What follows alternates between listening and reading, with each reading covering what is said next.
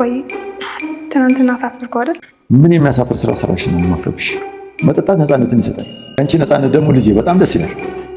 እኔ ግን አፍሬያለሁ። አንዳንዴ እንደዚህ አይነት ጥሩ ምሽት ማሳለፍ እንዳለብሽ ነው የተረዳሁት። መጠጥ ለጨዋታ ጥሩ ነው። እንደኔ ግን ሲሰክሩበት ከክብር ያጎላል። አባዬን ትሁት እንዳስመለጠች ታውቃለህ? እንሳክራ ስቀባጥር እንጂ እኔ በምን አውቃለሁ? አባዬን አልተሳካልኝም እንጂ እኔም ላድነው ነበር። ቆይ መናደዱ አስፈላጊ ነው? እና ፈልጊው ነው የምናደደው? ቆይ ግን ሰው ላይ መቀለድና የጭካኔ ነው። ሰው ማገዝ ነው ሸረመኔነት። ቢገባሽ ህይወቴን ያመሰቃቀልሽ። አይገባኝም ብለን እንለፋው። አንቺ እንደሆንሽ አትቀየሪም። ትናንትም ዛሬም እዚሁ ነሽ። ከችግሯ ጎን እንደምቆም ስነግራት በቃ ደስ ብሏት ሳራ ለምን ደስ ስላላፈልተኛችሁ? በቃ ህይወት ነው። እኔ ግን ሴንዶ ነው። ባለፈው ክፍል ትሁት በስካር መንፈስ የተደበቀውን የቤቱን ትልቁን ሚስጥር አፈንድታው ነበረ ያቆም ነው። ዛሬ ያ ስካር አለቀና መሽቶ ነጋ። ትሁት አፍራለች። እፍረቷንም መጣ ለምትወደው አባቷ። አባዬ አንተና አሸማቀቅሁ አይደል አሳፈርሁ አይደል ትለዋለች። አባትየው ግን ሽማግሌው ግን ፈገግ ብሎ ኧረ የኔ ልጅ እንዲያውም ይህንን ፕሮግራም ሌላ ቀን መድገም እንዳለብኝ ነው የተሰማኝ። በጣም ነው ደስ ምትዩ፣ ደስ ብሎኝ ነበር ይላታል። አይ አባዬ ድጋሜ እኔ መጠጥ አልጠጣም ትለዋለች። የውልሽ የኔ ልጅ መጠጥ ለጨዋታ ጥሩ ነው፣ አንዳንዴ ነፃ ያደርጋል ይላታል። አይ አባዬ በመጠጥ ሰክሮ በስካር ምክንያት አንዳንዴ ከክብር የሚያወርድ ንግግርም ያናግራል። ስለዚህ ተዋርጃለሁ፣ አፍሬያለሁ ትላለች። የውልሽ የኔ ልጅ ምንም የሚያሳፍር ንግግር አልተናገርሽም፣ እንዲች ብለሽ እንዳታፍሪ ብሏታል። ትሁት እንዳለችው መጠጥ ከክብር የሚያጎድል ነገር ነው፣ እውነት ነው።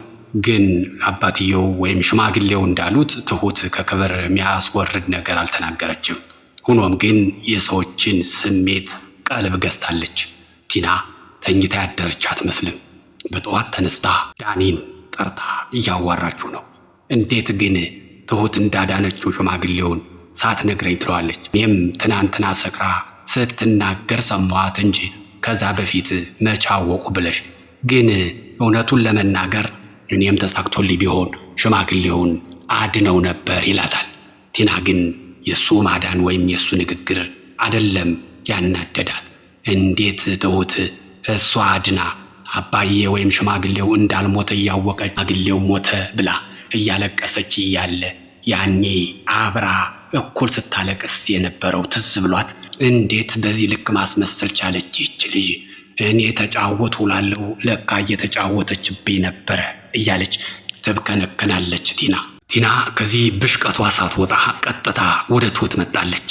ቀጥታ ይህን ጥያቄ ድጋሚ ተጠይቃታለች። አባዬን ከታገተበት ያዳንሽው አንቺ ነሽ ትላታለች። አዎ እንዲያው የሚገርምሽ በህይወቴ ምኮራበት ስራ እሱ ነው ትላታለች። ታዲያ በዚያ ልክ ማስመሰሉ ምን አመጣው? ደግሞ ሲን ያክል ጭካኔስ ከየት ያመጣሽው ነው ትላታለች። እንዴ ጭካኔ ትርጉሙን ቀየረ እንዴ? ጭካኔማ ሰውን ማገት እኮ ነው፣ ማስለቀቅማ ሩህሩህነት ነው የሚባለው ትላታለች። ይኸውልሽ ህይወቴን እንዳመሰቃቀልሽው ግን ማወቅ አለብሽ ትላታለች። በዚህ የሚገነባ ህይወት የለም የኔ፣ ስለዚህ አላወቅሁም በሚለው ውሰጂው ትላታለች። ግን አንቺ ቆይ ለምን ብለሽ ነው ያኔም ሰራተኛ አሁንም ሰራተኛ ምንም ለውጥ ላታመጪ የሰውን ህይወት በዚህ ልክ ማመሰቃቀልስ ምን ይሉታል? ደሞስ ያኔ ሳለቅስ አብረሽ ስታለቅሽ የነበረው ያዞምባ ነው ትላታለች። ያው ማልቀስ የፈለጋችሁ ስለመሰለኝ ማገዝ የነበርማ በኔ ቤት ብላለች ትሁት። ዳኒ ኤደን የተከፋችበትን ምክንያት ለማስረዳት ቀጠሮ ይዞ እያወራት ነው። በባለፈው ቲና በጣም ከባድ ችግር ውስጥ ገብታ ነበረ እና ከዚያ ችግር ውስጥ ከጎኗ አበሪያት እንደምቆም ስነግራት ደስ ብሏት አቀፈች። በቃ ያየሽው ያንን ነው ይላታል። ነው እንዴ? በቃ ሌላ ጊዜም ደስ ሲላት አብረህ መተኛትስ መች ይቀራል?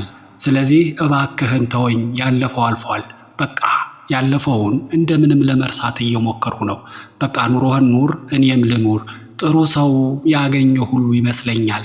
ሁለተኛ በህይወቴ እንዳትመጣ ብለው በተቀመጠበት ጥላው ሄዳለች።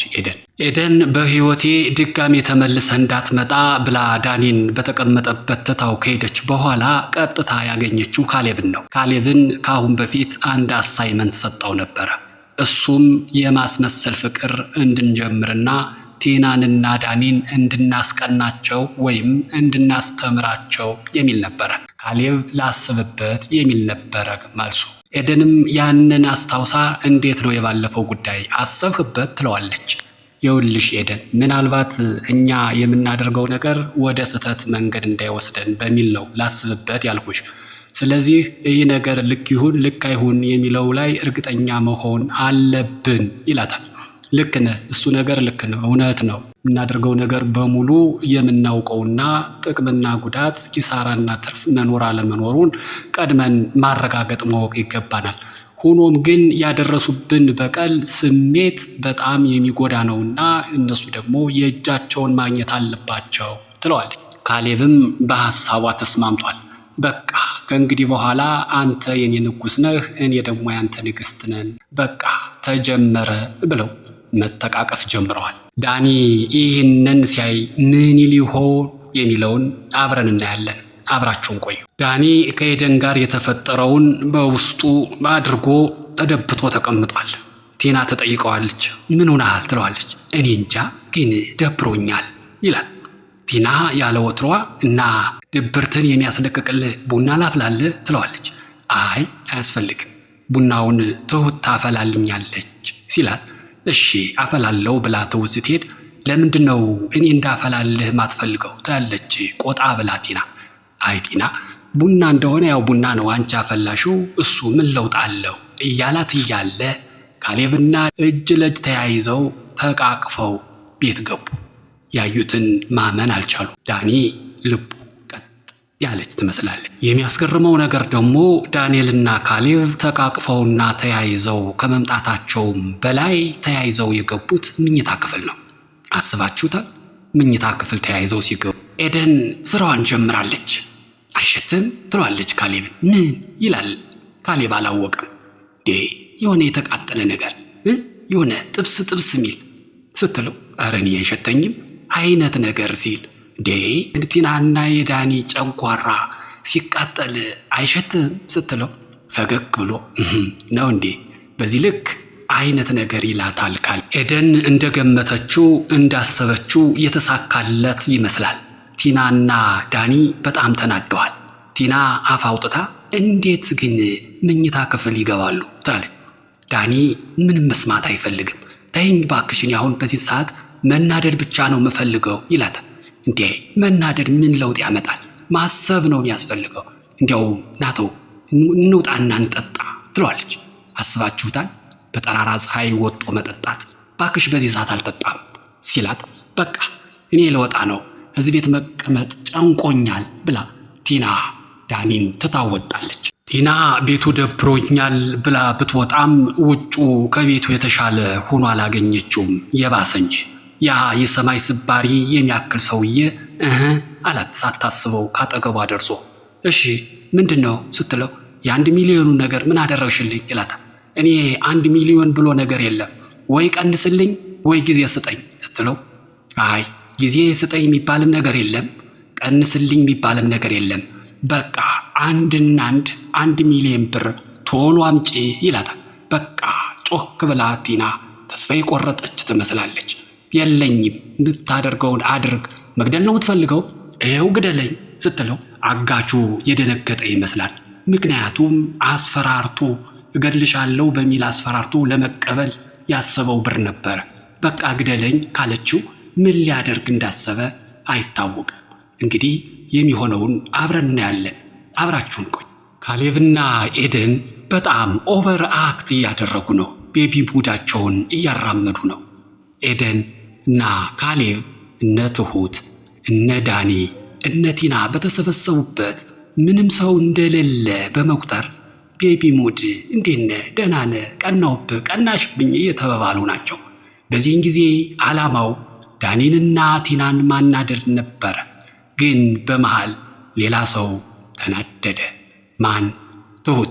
ትሁት ይህን ነገር ለማየት አይቶም ለመቀመጥ አልተቻላትም። ተነስታ ሄደች። በዚህ ጊዜ ኤደንን የደነገጠች ትመስላለች። ተከትላት ሄደች። ምን ነው ትሁት ምን ሆንሽ ትላታለች። አይ ደህና ነኝ ብላ ለማስመሰል ብትሞክርም አይ ደህናማ አይደለሽም ተናደሻል እኮ ስትላት፣ ስሚኝማ ኤደን ከካሌብ ጋር ግን በዚህ ልክ እንደዚህ መሆን ጥሩ ነው?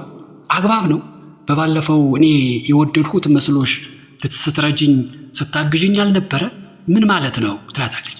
አዎ እኔማ አንቺ የወደድሽው መስሎኝ ብዙ ለፋውኝ እኮ አብራችሁ እንድትሆኑ፣ በኋላ ጉድ ሰራሽኝ እንጂ በቃ አንቺ እምቢ ስትይኝ እኔ ራሴ ጠበስኩት ስትል ትሁት የደነገጠችም የተናደደችም የበሸቀችም ትመስላለች።